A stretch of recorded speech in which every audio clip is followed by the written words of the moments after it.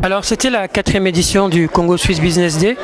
Et donc pour cette quatrième édition, on a décidé d'amener l'événement en Suisse, à Berne, capitale fédérale, pour essayer de donner un autre angle à l'événement, prendre un peu l'approche suisse.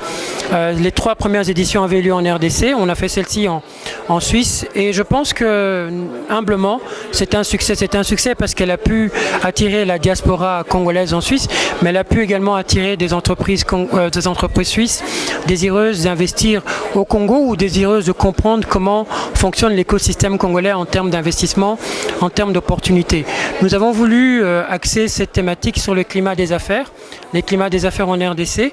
Et dans cette optique, nous avons eu le privilège d'avoir la présidence de la République avec la cellule du climat des affaires dont le coordonnateur était présent.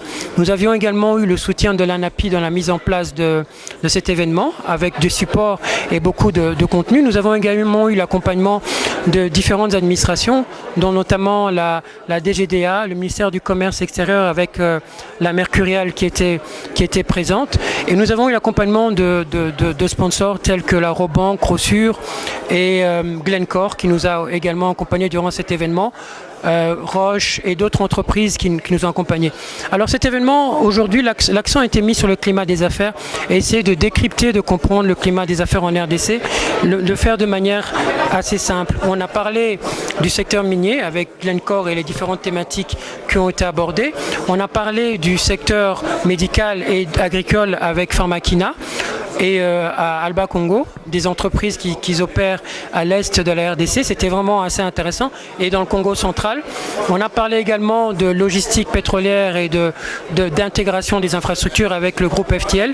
En fait, que tirer de toutes ces interventions, c'est que la RDC est toujours vue comme un pays avec beaucoup de potentiel, mais il faut, et c'est ça le rôle de notre chambre de commerce, une clé de lecture, essayer de décrypter ce potentiel avec des opérateurs qui sont intéressés, mais surtout avec une success story, des success stories qui peuvent permettre de témoigner de ce qui est possible de faire en RDC. C'est pour ça qu'on a voulu avoir des entrepreneurs.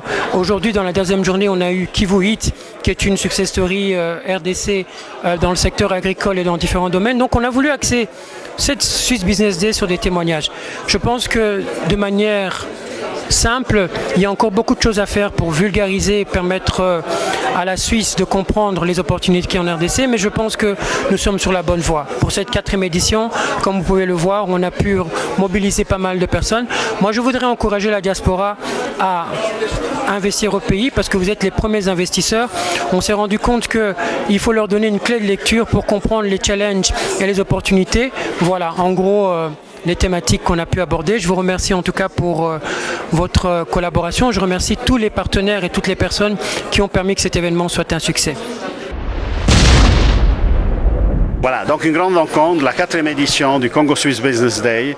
Donc cette journée économique qu'on a fait 3 fois à Kinshasa. J'avais insisté qu'on le fasse aussi en Suisse parce que c'est un Congo Swiss Business Day, donc il y a les 2 pays qu'il faut mettre en valeur. Donc on a pu réunir beaucoup de chefs d'entreprise de la RDC, mais aussi des membres de la diaspora qui sont dans le secteur privé pour échanger notamment sur le climat des affaires, mais surtout aussi sur les opportunités qu'on a pour investir au Congo. Et pour ça, on a eu beaucoup de témoignages de différentes entreprises congolaises et je pense que c'est les meilleurs exemples, les meilleurs ambassadeurs pour démontrer le potentiel de ce pays, mais aussi qu'est-ce qu'il faut faire carrément, littéralement, sur les faits pour réussir dans le secteur privé en RDC.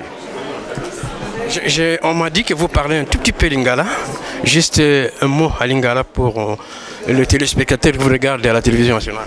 Matondo mingi à tous ceux qui étaient ici, je ne parle pas plus le lingala que ça et on se comprend en français, donc ça va aussi.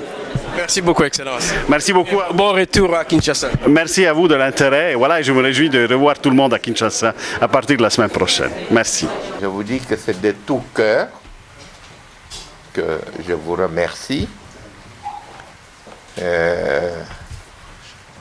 La répétition est la mère de science. Si vous ne faites rien, nous allons à la ruine. Et la Suisse est un pays difficile. Nous l'expérimentons. Ce matin, avant de venir dans la salle, on s'est retrouvés à 3. On a parlé à notre collègue. Et comme je l'ai dit dans le mot avant, la dernière phrase de clôture, on ne peut pas faire une coopération quand on est seul. Il n'y a des coopérations que lorsqu'on est à 2 ou à 3 ou à 4. Mais dans notre cas, nous avons signé les accords de coopération et ce qui nous embête, nous, c'est le fait que quand les dossiers suisses arrivent ici, on les examine avec beaucoup de célérité. Mais quand nos dossiers vont à l'ambassade suisse, nous avons des problèmes. J'en ai parlé à maintes reprises à Kinshasa. Et j'ai 2 diplomates ici. Il y en a un là, l'autre là. Ils sont ici, ça fait plus d'1 an. Leurs épouses sont à Kinshasa. On n'accorde pas les visas. Oui, pourquoi? Parce que la RDC doit à la Suisse. Alors, non, je vous dis ça. Et vous qui vous intéressez à votre pays, qui avez besoin de faire des affaires pour votre pays, vous avez encore plus de difficultés que les diplomates. Moi, j'ai proposé à l'ambassadeur Jasper, je crois que nous avions partagé ça avec le collègue, qu'on institue un visa d'affaires, qu'il pose des conditions, parce que les hommes d'affaires congolais qui viennent en Suisse, ils ne viennent pas pour s'installer, parce que la Suisse est un paradis. Donc, on vient ici pour venir. Tout le monde s'exile. Notre pays, avec nos 100 millions d'habitants, eh bien, nous allons tous venir en Suisse pour venir nous installer. Alors, essayez vraiment de nous aider. Nous sommes là devant vous, nous vous le demandons. Il y a des collaborateurs qui sont ici, qui vous regardent. Nous voudrions que le contact soit permanent entre vous et nos missions diplomatiques. C'est comme ça que ça se fait dans tous les pays. Et si vous venez ici chez moi et que vous êtes mal reçu, signalez-moi. Ah oui, voilà, c'est comme ça que je suis. Bon appétit. Et en Chiluba, on dit, lorsqu'on vous apporte à manger à table, on dit, non, manger comme ça, c'est de votre belle-mère, elle ne peut pas faire plus que ça. C'est la même chose ici. Allez, prenez ce que vous pouvez prendre. Les Congolais, ils ont YouTube, ils ont les réseaux sociaux. Totika mutema mabe pardon. Mabe la biso to talaka ngote. Webi difficulté ni Congo ezanongo po emeka ko s'en sortir. Mais tant que président ozana azoko ko s'en sortir azopunda. Toluka te to ya to lo biloba lo baba ndeko.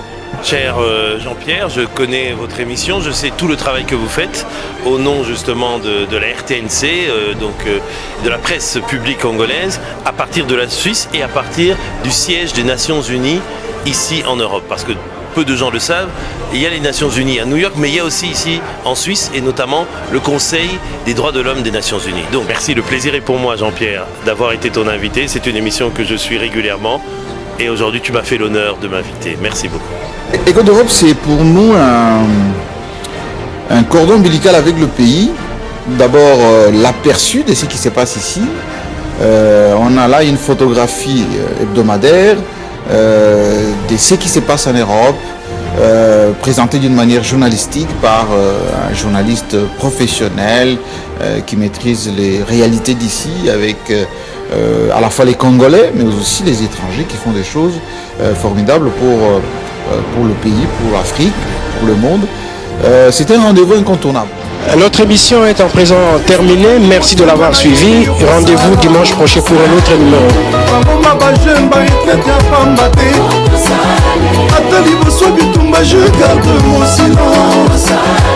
Alléluia.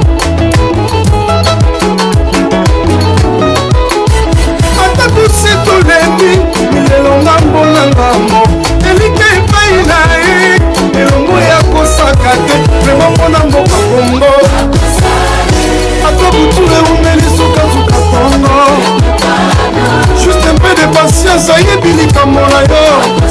Polo yo bilapana ye, pona bomo ina yo. Pona bétudier, pomona bande kwa diaspora. Asi bakufela mibali na bana bisike. Pona bangama ya kambela na baye ya zando. Na mosali te baoya kiki.